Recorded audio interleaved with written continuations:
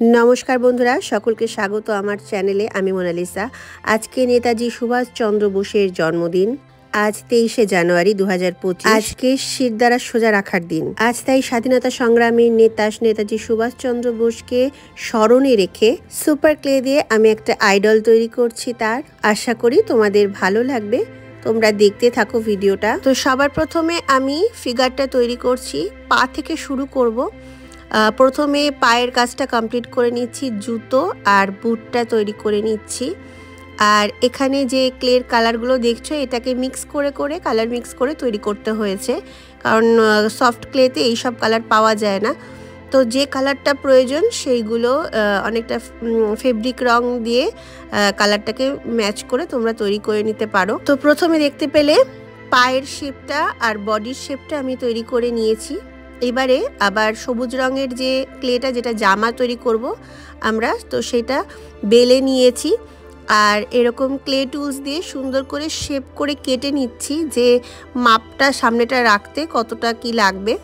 তারপরে কাঁচি দিয়ে এরকম সুন্দর করে কেটে নেব, তাহলে কি হবে, খুবই সুন্দরভাবে মানে সমানভাবে জিনিসটা মসৃণ থাকবে, একদম জামার মতো। তো এক এক করে করে আবার এটা ঠিক যেখানে যেখানে সেট হওয়ার কথা আবার আমরা সেট করে দেব। এটা একটা পার্ট, আর সেকেন্ড পার্টটা আবার এই দিক থেকে আমরা এই পার্টস থেকে আবার এটা সেট করে নিচ্ছি। ছোটোখাটো জিনিস যেগুলো একদম সুন্দরভাবে মানে যেন ছোট বড় না হয়ে থাকে, তো সেটা দেখে মেজারমেন্টটা ঠিক রেখে আমরা এই জামাটা তৈরি করে নিচ্ছি। এরপরে দেখো উপরটাকে আমরা ক্লে টুলস দিয়ে এভাবে সেট করে নিচ্ছি। জামার কলারটা তৈরি করব।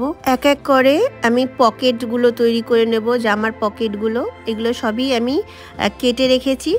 তারপরে এক এক করে করে এইভাবে সেট করে নিতে হবে। আর ক্লে টুলসের মাধ্যমে একটু ডিটেলসটা অ্যাটাচ করে দিচ্ছি। ছোট একটা টুথপিক দিয়ে এরকম ছোট ছোট করে ফুটো ফুটো করে দিচ্ছি, তাহলে এটা মনে হবে যে রিয়েলাস্টিক, আর শেপটা বেশ সুন্দর লাগবে দেখতে। সেলাই থাকলে যেরকম জামায় হয় সেরকম লাগবে। এই ছোট ছোট পকেটগুলো আমি সব কেটে রেখেছিলাম, এক এক করে এইভাবে অ্যাটাচ করে নিচ্ছি। এরপরে আমরা হাতের পার্টটাও তৈরি করব। এই ক্লেটা বেশ সুন্দর সফট আছে, তো ভালোভাবে মসৃণভাবে কাজটা করতে পারছি। অনেক ক্ষেত্রে ক্লেটা বেশি হার্ডি হয়ে গেলে তখন এত সুন্দর করে কিন্তু শেপটা নেওয়া যাবে না। অনেক সময় ক্লে ফেটে যায়, ক্র্যাক চলে আসে, তো সেই ক্লেটা দিয়ে এত সুন্দরভাবে কাজ করা যায় না। তো এই ক্লেটা দিয়ে যখন আমি কাজ করছিলাম, তো সেটা বেশ সুন্দরভাবে মসৃণ হয়ে কাজটা হচ্ছিল। তো বন্ধুরা, এবার দেখো আমি ফেসের পার্টটা করছি। এই ফেসের কালারটা কিন্তু আমরা অরেঞ্জ, লাইট পিঙ্ক কালার আর ইয়েলো, এই কালারগুলো মিশিয়ে আমি তৈরি করেছি।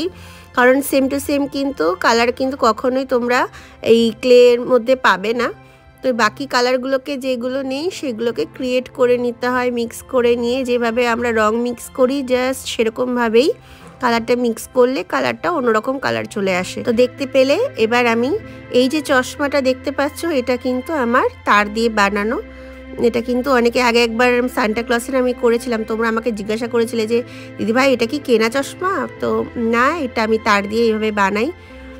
তো এটা যদি আমি রং করে করতাম তাহলে এতটা সুন্দর দেখতে লাগতো না। তো সেই জন্য আমি ভাবলাম যাতে এটা রিয়েলাস্টিক মনে হয়, তো সেই জন্য এটাকে একটু অন্যভাবে তৈরি করা যাক। তো সেই জন্য আমি এটাকে এইভাবে তৈরি করছি। এবার দেখো আমি টুপিটা তৈরি করে নিচ্ছি। তো টুপিটা করার জন্য ঠিক এইভাবে হাতের শেপ দিয়ে টুপিটা আমি রেডি করে নিলাম। ঠিক একই রকমভাবে যেভাবে আমরা মানে জামার আর পকেটগুলো করেছি, ঠিক সেইভাবেই টুপি, তারপরে এই হাতগুলো এরকমভাবে এক এক করে করে অ্যাটাচ করে নিচ্ছি। সবই আমি বানিয়েছি আঙুলের ডিটেলটা বোঝার জন্য। ছোট ছোট করে আঙুলের শেপগুলো করে নিলাম। এবারে আমার মোটামুটি নেতাজির স্ট্রাকচারটা হয়ে গেছে। তো এবারে কি করব, ডিটেলটা দিয়ে নেবো একটু। জামার কাপড়টা, যেহেতু ওনার জামায় যে বেল্ট থাকতো, ছোট ছোট যে বেশ ডিটেলিংগুলো থাকবে জামার, যাতে জিনিসটা দেখতে বেশি ভালো লাগে। তো তোমরা দেখতেই পাচ্ছ যে পুতুলটা কতটা সুন্দর হচ্ছে, আইডলটা। তো নেতাজির মতো অবশ্যই দেখতে তো হয়নি, তো কিন্তু এটা জাস্ট পুতুল বানানো একটা। তো এটা কেমন হয়েছে তোমরা অবশ্যই আমাকে জানাবে, আর এটার একটা শর্ট ভিডিও তোমাদের সাথে আপলোড করব। তো আশা করি তোমরা সেটা তোমাদের বন্ধু বান্ধবদের সাথে শেয়ার অবশ্যই করবে। তোমরাও বাড়িতে এইভাবে তৈরি করতে পারো। ভিডিও কেমন লাগলো অবশ্যই আমাকে কমেন্ট করে জানাও। সো বন্ধুরা দেখতে পাচ্ছ, এবার এটাকে নিচে যে বেসটা তৈরি করেছিলাম পিছনে একটা ছোট্ট কাঠি দিয়ে আপাতত এটাকে সেট করে রাখার জন্য দাঁড় করাতে হবে। যখন এটা ড্রাই হয়ে যাবে তখন অটোমেটিক্যালি এটা কিন্তু পুরোপুরি সেট হয়ে যাবে। তো এখন যদি একটু নরম আছে ক্লেটা, তো এখন যদি আমি এরকমভাবে একটা সাপোর্ট দিয়ে না রাখি তাহলে এটা ভেঙে যেতে পারে। তো সেই জন্য তো আজকের কাজটা এইটুকুই ছিল। সকলে খুব ভালো থেকো, মজা করো, ছুটির দিন এনজয় করো। আজ চলি, আবার দেখা হবে। জয় হিন্দ।